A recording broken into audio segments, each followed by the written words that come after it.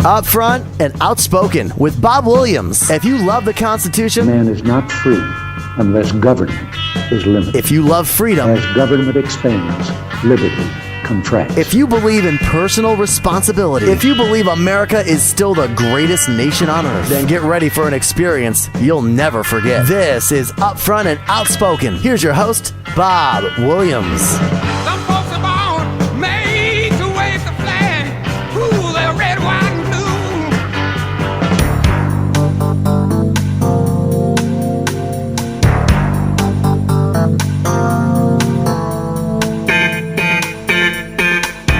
And good morning. Welcome back. This is Upfront Outspoken. I'm your host, Bob Williams. And for the next hour, if you have little children around, I'm going to advise you right now, get rid of them. You don't want to hear this. This is for adults only, folks. This is for those people who vote.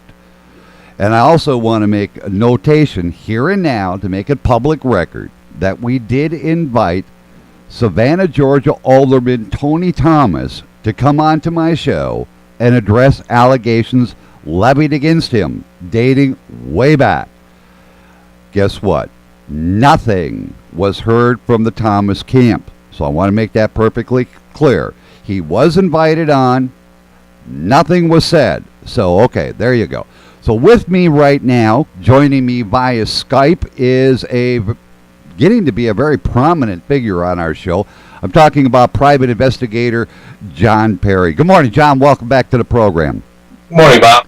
Be here. Now, let my audience know you have a individual, let's just leave it like that for right now, with you that has been trying to get his message out about Alderman Thomas, but it seems the media, you know, the television stations, radio stations, whatever, in Savannah have been giving him the royal brush off. So I want you to introduce who he is and give me a brief history about it. All right, Bob. Well, with me here I have Josh Flowers. Josh was the first person that I was able to find and make contact with in regards to Tony Thomas into accusations and allegations. Whoa, we're getting a lot of shake up there. Repeat that again, please. Josh is the first person that I made contact with when, after I began already looking into Tony Thomas for spending habits as a city alderman. Like I said before, that I thought it was just a case of misused funds. I knew that Josh had worked for Tony, and somebody told me that he might be able to shed light on his, his practices with finances. So I reached out to Josh, and boy, did I find out more than I had bargained for. All right, boy. I left it right there. Now you're getting an echo in the background there, John. Yeah, I'm trying to adjust that right now. So I'm going to have to... Don't you just love live radio? Live radio is great that way. But anyhow, the thing is allegations came out during your investigation into Tony's initial spending of government funding. And this is how Josh became involved, because Josh indeed did work for Tony. So now I want to bring Josh on, and I want to ask Josh a couple of questions. Now, first off, Josh, how did you first get involved with Tony Thomas? He was running an election campaign for running for city alderman, and I needed a job. I just needed some work, and he offered it for me. And in your own words, you know, the first, I want to try to be as polite as I possibly can here. The first encounter with Tony, where did it happen? I believe it was down there. He was working at Windsor Hall, and he had offered me the job to come and help remodel the building.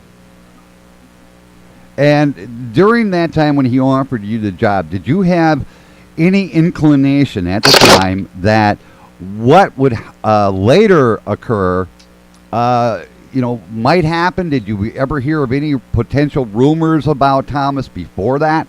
Nothing at all. Okay.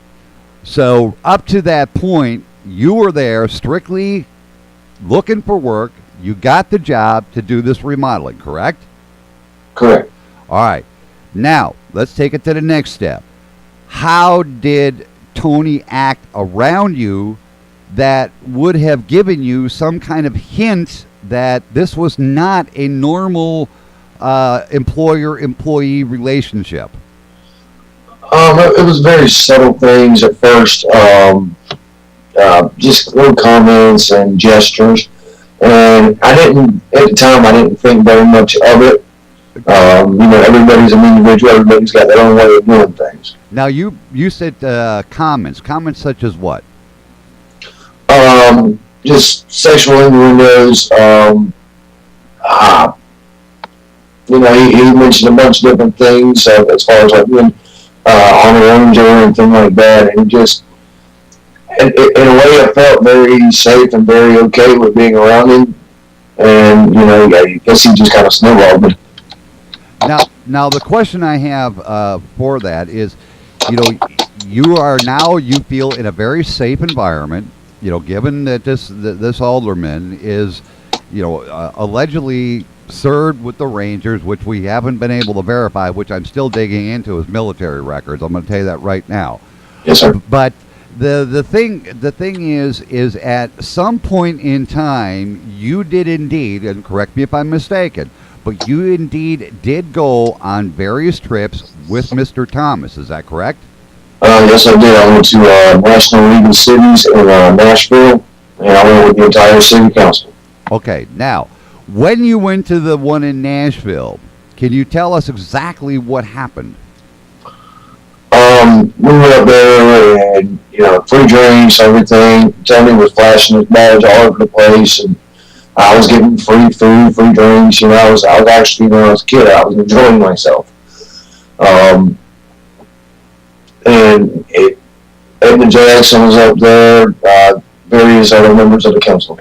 Now, what happened, and this is where we need to get very specific, and this is why I warned everybody, get your children out. What happened after the meeting when you indeed were alone with Mr. Thomas? Tony made an advance towards me while we were still at the hotel itself.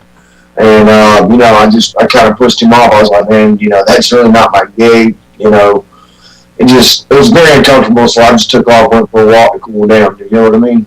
Right. And then what happened after that? We came back home, and I was still working for him at this point. I was still kind of clueless as to what was really going on. But when I got back, like I said, I was working for him, and I was staying at his house. At the time, I didn't really have anywhere to go. I was real bad off on alcohol and different substances. Now, when did the relationship from employer to an employee change? Right after the trip. And in what way did it change? He became much more aggressive as far as advances towards me. He grabbed my crotch a couple of times. I blacked his eye. The last time I'd had enough, and I popped him, and that was it. I got out of there.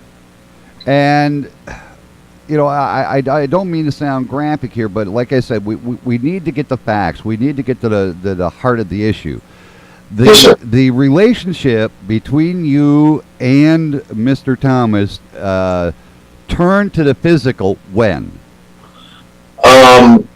He was contributing to my drug habit a lot, and I'm not sure, between the alcohol and the drugs, if, I don't know how to word it, Bob. I woke up and he was performing oral sex for me. All right. And I was still in kind of in a daze. I was trying to push him away, but I was so out of it, I didn't really have any control. So what you're saying is the alderman actually performed oral sex, correct? Yes, sir. Okay. Where was it? At his home, at a motel, in his office, where? was at his home. Was at his home. All Yes, sir. right. Now, you had mentioned that the initial passes were made while you were in Nashville when Mayor Edna Jackson was there. Now, it makes me wonder, what was her initial reactions, or was she totally oblivious to what the alderman was doing? Oh, at the time, Edna was not mayor. Okay. I can't exactly remember what position she held. But I do know she was not mayor at the time. She was we all enjoyed cocktails at the Wild Horse Saloon, and that was on the city's bill and everything. But the mayor was at where you were having contact, or cocktails, correct? Yes. Okay. Now, the passes made to you while you were in Nashville, did it occur during the cocktail party? Did it occur at the meeting? Where exactly in a timeline? The main one was everybody was shutting down for the night. We went back to Tony's room, and he had 2 beds and everything. So I got my bed, he got his, and then next thing, to the best of my recollection now, the next thing I know, he was over towards me at my bed trying to make a pass on me. Okay, so all of this occurred in the privacy of the motel room, correct? Yes. So nothing was actually, no flirtation, nothing was done in public. In public, there was a couple of times whenever we were here in Savannah, I would go to the city council meetings, and he would just make little gestures with his hands, like drawing a heart and stuff like that. And while the meeting was going on, and that's whenever I started really getting on my red flags. All right, so you're saying that during city council meetings, Yes. now the mayor's there, all the other council members are there. He's drawing these little hearts. He's making all these passive innuendos, and nobody else is seeing this. I find that hard to believe. They had video cameras rolling at the time, so I'm sure there's some video there of it. Okay, good. That's what I'm glad you said that, because normally 99.9% of the time, anytime that there's a city council meeting, you got cameras going on. There's cameras rolling in there. So somewhere, now what time frame, give me the year that this occurred, or the years that it occurred. 2003, and there again, I've since injured, so I've had to have a brain injury, so my times are a little off.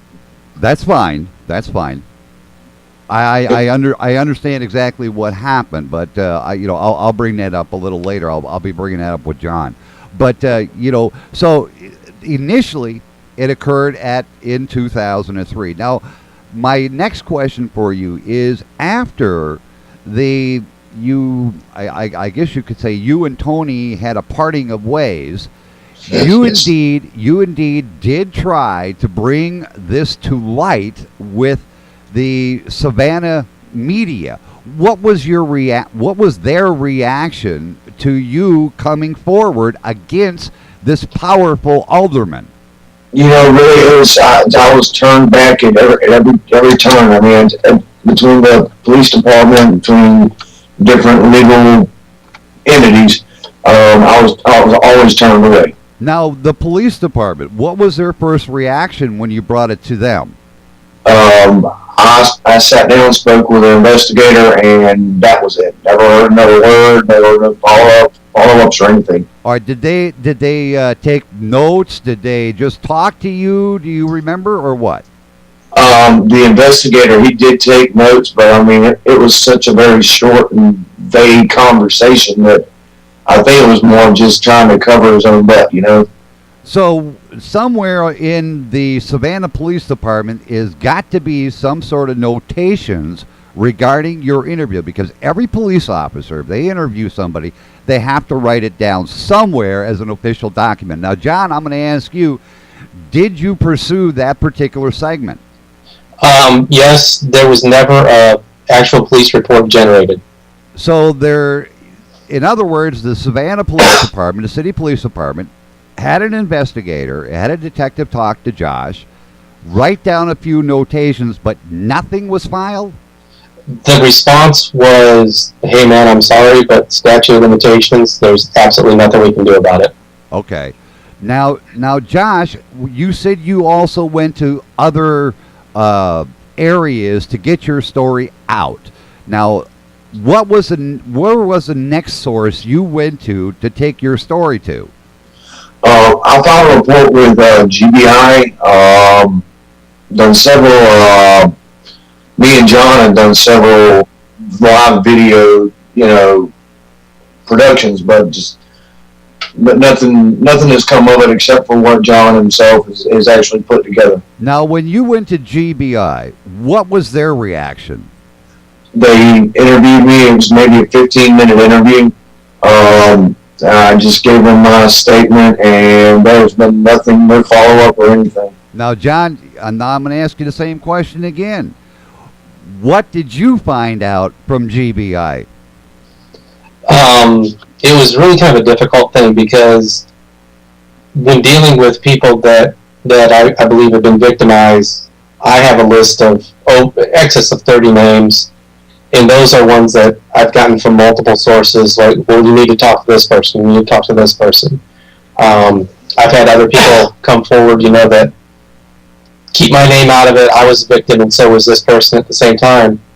When I went to the agent who's investigating this, I'll be honest, I think he's a great guy. He's handcuffed because the statute of limitations in Georgia is so onerous. It is very difficult to prosecute a case like this unless you have a victim that's currently within the very narrow time frame.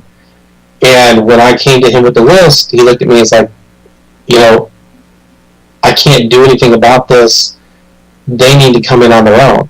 So we have a situation where the people who should be standing up is the media, because often I know for a fact there's victims right now, but they, for whatever reasons, a lot of it's fear, a lot of it's intimidation, a lot of it is you don't victimize the strong most times. So they're vulnerable. They're unable to come forward on their own right now, or they think that they're the only one. So when the media should be standing up and saying, you're not alone, we know what's going on, if this is happening to you right now, please come forward. They've not done that. And so instead what we have is I look at it as a machine where you have a victim after victim after victim, and they're cast aside. They think they're the only one, or by the time they want to come forward, there's nothing they can do about it. Right, and the thing is too, you and I'm not going to mention names, I'm not going to mention places, but you did say about one particular victim that no longer lives in Georgia, but that individual fears retaliation against people in Savannah. And I'm going to leave it right at that, John. I'm not going to go any farther because I do not want that retaliation to be brought about on him. But the thing is when you investigated Josh's particular case with GBI, what exactly was the documentation proving he did indeed, number one, go there, number two, they did talk to him, and number three, what was their summation? The summation is, the case is still listed as open and ongoing. For the confirmation, you need to look no further than the fact that in the Savannah Morning News, it was confirmed by the GBI that there's an open investigation. Okay. The district attorney here in Chatham County has confirmed on camera there's an open GBI investigation into Tony Thomas because of accusations of him being a sexual predator. The problem is there was one story in Savannah Morning News that covered it a little over 2 years ago. Now you would think that this is a hot story, that they're going to stay on it from start to finish, but it seems that for whatever reason, the media is being chased away from following up on that story. and I want to bring it back to Josh. Now, Josh, you did say you went to various media sources, prior to John's involvement in this, and I want to know initially what they told you when you brought it to them. They were very, because it is an elected official, they were very reluctant to speak at all, especially bringing up accusations of that type, you know what I mean? And, it's just one of these situations where, he's abusing power. And exactly, and I'm going to call these people out. Exactly what news sources did you go to? If you can remember the call letters, remember the station, remember the newspaper, name names here for me, Josh. WSOB, WTOC. I think there was one other one. I think WJCL was another one. All these people I've sat down with all these news places and given them my story and spoken with them about it, and I've not, there again, just like with GBI and the police department, nothing has come of it. Did any of the television stations or radio stations ever do a recording or a video of you talking to someone? Yes, they did. Okay, which ones? WJCL, I know for sure did one. I sat down with WTOC and just spoke with one of their reporters, and nothing came of that.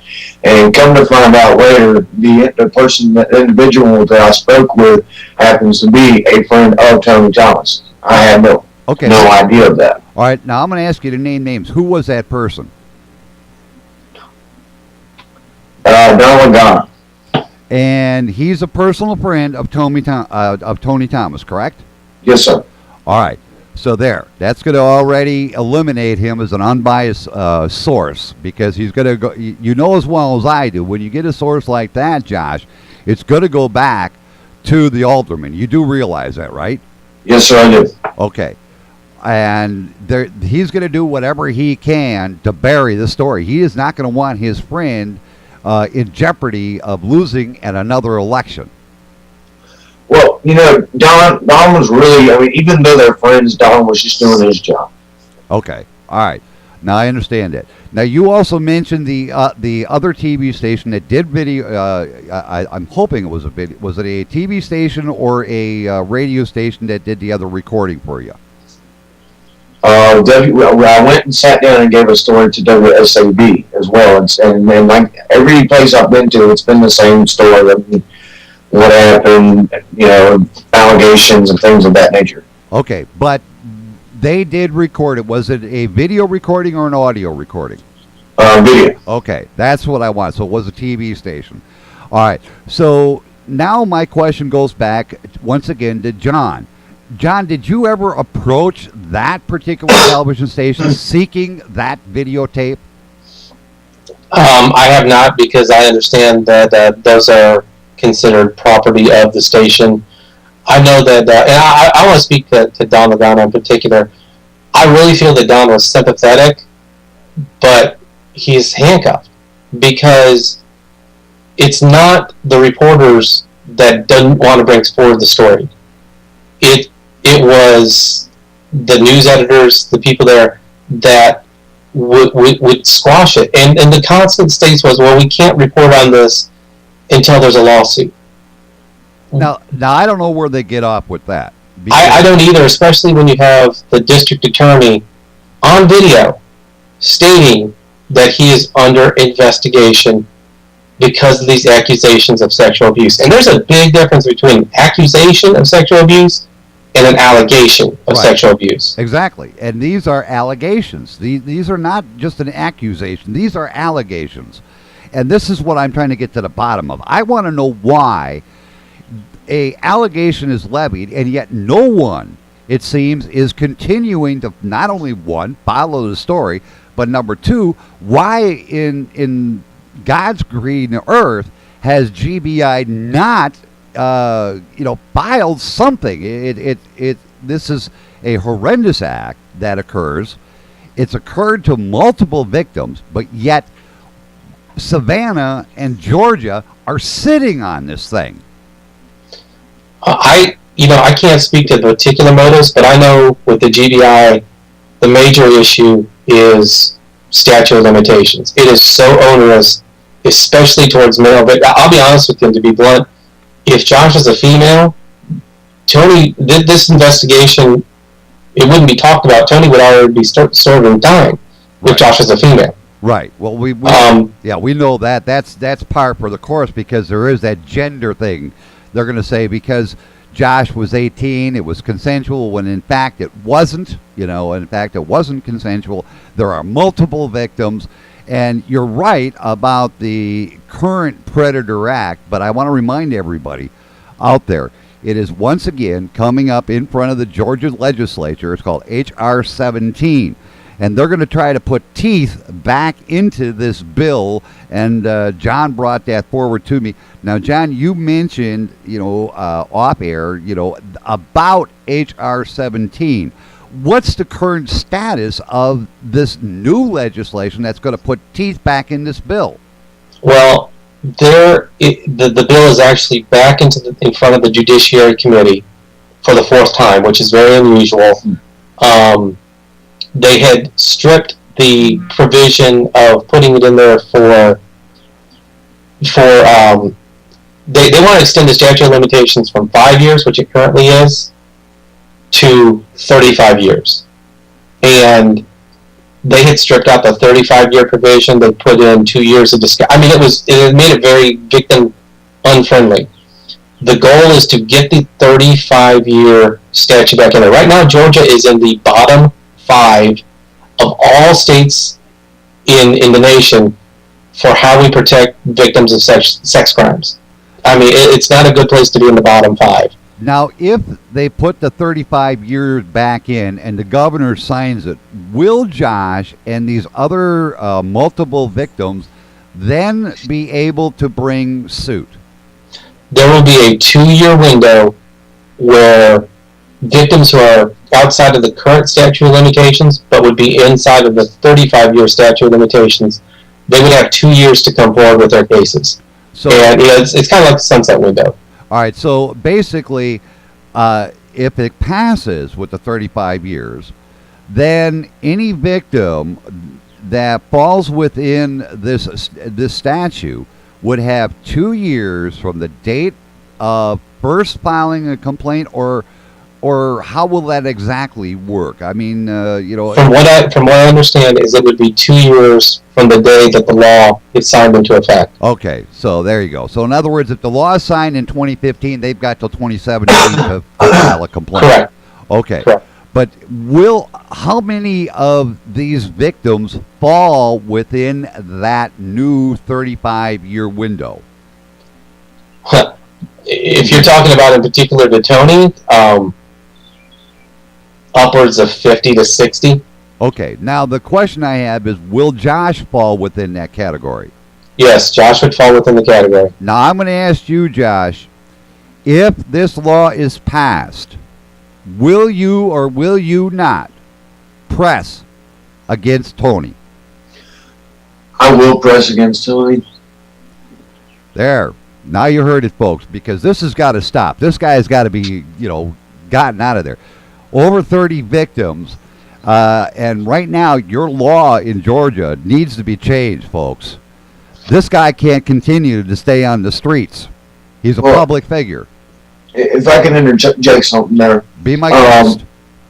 Yes, there are a lot of victims out there, and I'm not doing this. This isn't a witch hunt on Tony. This is really, if I do file charges, I'll file charges for $1, just to have that there.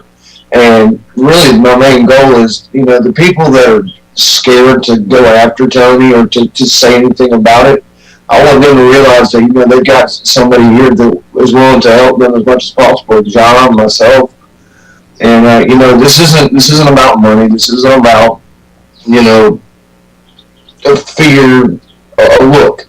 This is all about what's right and wrong, and what Tony has done has affected me and will affect me for the rest of my life. And I'm very, very, very well possible that it will affect these other people too. Exactly. Now, this is where I want to bring John in. Excuse me. Now, John, since this has all happened, Josh has had some problems. And, you know, like many victims of sexual abuse, sexual assault, you know, Josh had a turn for the worse. You want to bring our listeners up to date with that? Okay, Josh just said go ahead. So, it was on Halloween about a year and a half ago. Josh attempted to take his own life, and you know, a lot of times it's a plea for help, and it's, you know, superficial cuts on the wrists or ODing on a few pills and then calling somebody. That was not the attempt that he made. He actually used a firearm, and he did try to take his own life. And you know, he made a comment last night that he's not going to toot his own horn, and he didn't want to bring this up, but since you did, I'm gonna put it out there. He said, you know, people need to be encouraged that a guy with a bullet in his head is willing to stand up and try and do the right thing. And he's made it very clear to me, and he said it, and he can probably reiterate and expand on this. He does not lay this at the feet of Tony, you know, 100% saying, yeah, it's because everything like this. He doesn't lay it at the feet of the media. He will tell you, I've made a lot of bad choices in my life, and there's a lot of factors that factor into it. This is simply one of them. It may be a big one, but it's one of them. So for me, as an investigator, you know, you always have to remain objective as possible. And when you see somebody who has faced this, who's not playing the victimhood game, who is not out for a payday, who's not out with an axe to grind, but simply saying, I don't want this, what's happened to me, to ever be repeated upon anybody else.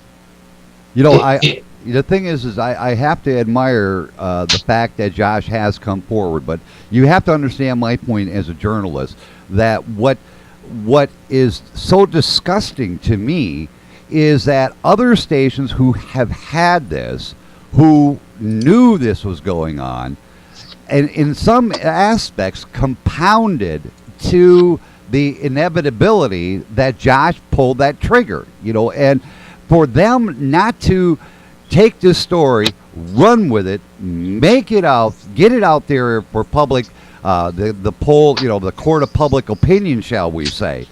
That is what is most disturbing to me, because you have 30 plus victims of this man, and everybody is treating him with kid gloves when in fact he should be behind bars. I couldn't agree with you more. I think the biggest reason is Savannah hates scandal. As much as we like to dance around the edges of it, or celebrate something like Midnight in the Garden of Good and Evil that has a past scandal, if it's a present scandal that can hurt tourism, they won't touch it. I mean, we have underreported crime. Anybody who lives in Savannah knows. We have underreported crime. We'll have shootings that don't make the news, or if they do, they're blurred. And, you know, right between the weather and take your dog to the beach day, oh, by the way, 4 people were shot last night.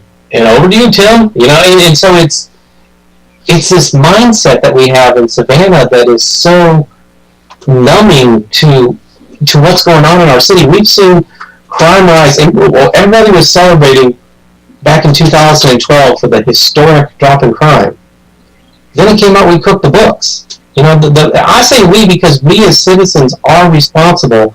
You get the leadership you deserve. And we have leadership in City Hall that is less than worthless.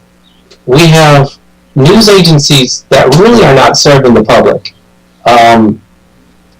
If you are on board with protecting any industry at the expense of destroying lives, you know, there are some industries that they need to go away, or we need to rehash it and say, you know, maybe we aren't such a great tourist destination. Let us clean shop a little bit and then come see us, because Savannah is a beautiful place.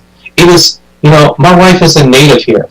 I love Savannah. I love so much about it, but there is this paralysis when it comes to dealing with corruption. Yeah, it's bad, and sometimes we just need to just say enough is enough, and we're going to clean this place up. You know, and the thing is, you have to start somewhere. You brought to me the fact that in Jackson's administration, it seems to be widespread corruption. In fact, one person I noticed on their computer records, they're playing, gambling games. I'm not going to name names because she knows who the hell she is. As simple as that. I've also seen, the corruption at, the Savannah School College of Arts and Design. I'll get it right. I've seen this. And yet it seems to me that the citizenry in Savannah hasn't said, hey, enough is enough already. We've got to clean our house. We've got to do something about it.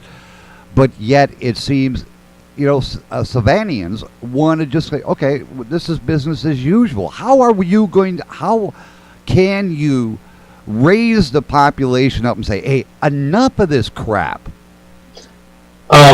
I look at Savannah and the problem with corruption, and my dad had an old saying, I love it, that it's an elephant. It's an elephant that's been served, it's cooked and served up and sitting around a dinner table. And the question he had asked is, how do you eat an elephant? And the simple answer is one bite at a time. And I have reached out to leaders across all political spectrums. There is a growing tide. It is a true grassroots movement of moving towards change. And I'll be honest, I think one of the biggest things is we need to get rid of people like Tony representing this. Even if, because of statute of limitations, there's never any there's never any legal settlement, there's no civil suit, there's no criminal suit.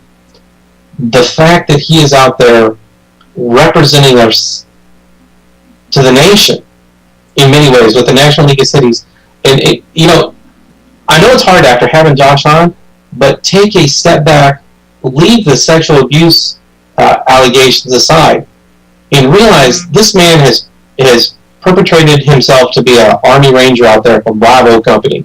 He gives out prestige coins. That's stolen valor. He ran a foundation that was supposed to be for the burial of Rangers who fell serving their country, and yet he's writing bad checks off of that account to pay for, a local Windsor Community Hall that he basically stole from the entire community and then turned around and sold to a buddy of his. So it's... Now let me stop you right there for a second. Okay. All right. Number one, if a private citizen writes a bad check, and depending on the actual dollar amount, the banks ain't going to cover a large check. But writing worthless checks is a felony, if I'm not mistaken. And yet this guy is getting away with it, and nobody is questioning the auditing of either of either of these organizations. Nobody is doing an audit. They start investigations. They make big, it'll make a splash. It'll be in the paper, and then it goes away. And there is a good friend of mine who is a very well-known webmaster. I'll give him a little shout-out. He's great. When he saw the Savannah Morning News article, he summed up how the news operates in Savannah. It's almost like they are inoculating the populace against a larger scandal. Because if they would focus on a scandal, if they would... I put the challenge out to the media. I said, leave the sexual allegations off the table. Look at the body of work that we have from Tony Thomas, who puts him out there as Savannah's alderman. Look at scandal after scandal, after bankruptcy, after shady deal of how do you even have your advertising business that you're wrapping the SCAD buses, the Chatham area county, the CAT buses. Can't SCAD on my brain, sorry about that. Look at all these scandals. Look at the totalitarian service of this man, and it's papered over by, oh look, we got this park, we're putting, we got this marina. Well, we shouldn't have even had to buy the marina if he wouldn't have lied during the city council meeting. And I know I'm throwing out things that you may not be aware of, but I've looked at this, and and have literally boxes of witness statements of, and this is another thing too, so anybody out there who wants to come at me, when I interview a witness, Georgia's a one-party state. I record it. And, you know, it's funny that there was a statement in there, they covered it in the paper, they made a big deal of asking him if he sues. Well, the libel and slander laws for a public official are, he'd have to prove that I was printing something I knowingly knew to be false. Well, as you saw from the recording with Mayor Jackson, I don't need to print false stuff. Right. I've got the truth. I've got him on tape lying. I got Emma Jackson on tape breaking Georgia open records, Georgia sunshine laws. I have the letter from Stephen Ritter. I have documentation of every person I talked to. You know, and I know there's people that have talked to me and gone back and are working for Tony again. And here's my promise to you: I'm never going to use those tapes to expose you and to embarrass you.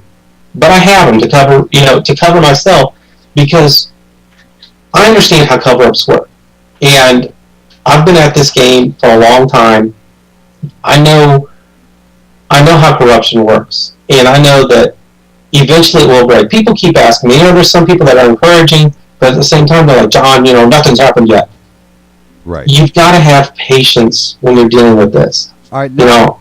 I understand all that, but I want to bring it back. You know, we've got about 12 minutes left, and I want to bring it back because there are going to be listeners out there, including people, you know, in the mayor's office or the city council. You know, people are going to be talking about this, and they're going to question Josh's credibility. So I want to bring it out here in the wide open, so this way there's no, you know, secrets being hidden.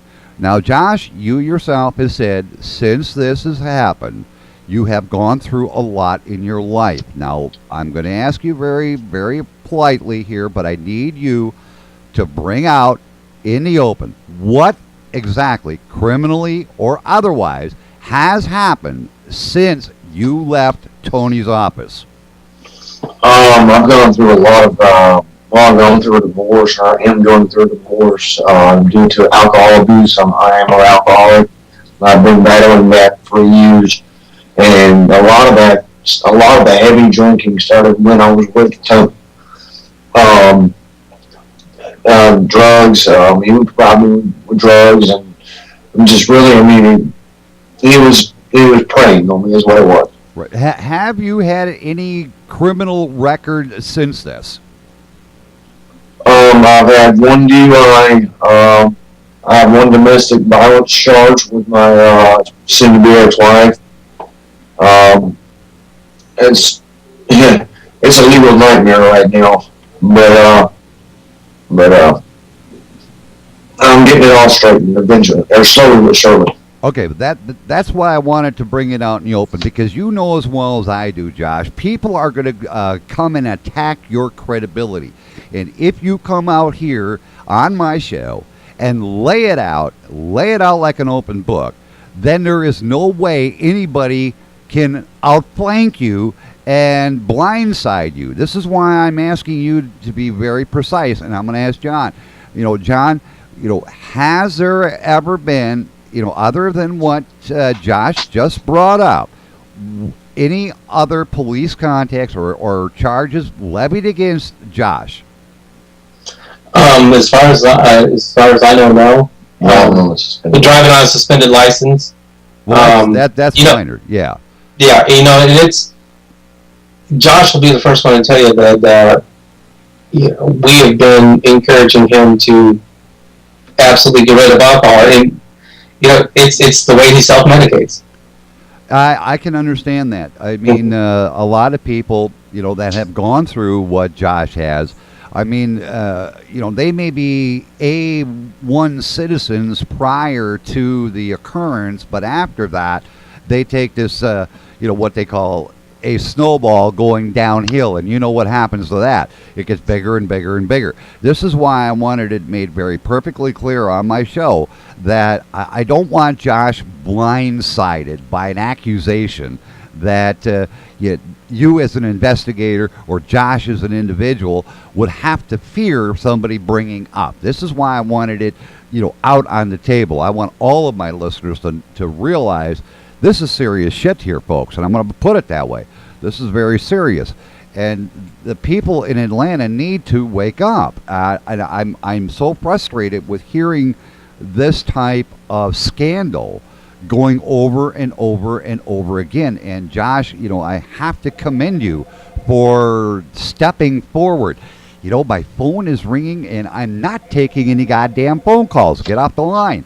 The thing, like I said, the thing is I want to make it clear again. We did invite Alderman Thomas to come on to the show. We did invite him.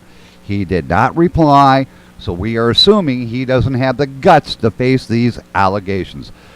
Now, John, in the next couple of minutes, other than Josh, you said right out, there are 30 plus people that are making these same allegations. In the time you've been doing this investigation, are there any other victims willing to come on air and talk about it? There are. In fact, I know of at least 2 other ones that have given videotape statements to different news agencies. WSAB, one of them, went in there and gave a very lengthy statement. And when I say there's 30, those are 30 that I have names from multiple sources of. I have personally interviewed and taken statements from 9 different individuals. And they are, it's a very difficult thing because no one wants to be first. No one, these all have said, I have a couple that have said, use me, I don't care, go ahead.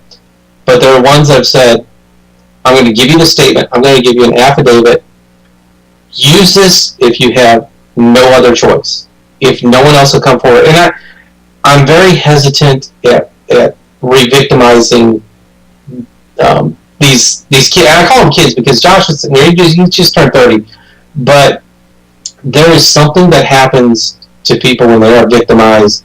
It halts growth. And you see, I guess just from me, from my viewpoint of where this is, people have really kind of chastised me saying, well, you need to bring it forward. Well, then I'd be no better than him. I'd be no better than Tony if just for my personal ends and gains to wrap this case up so I can say, see, I told you so. If I was to go out and re-victimize these kids, I refuse to do it.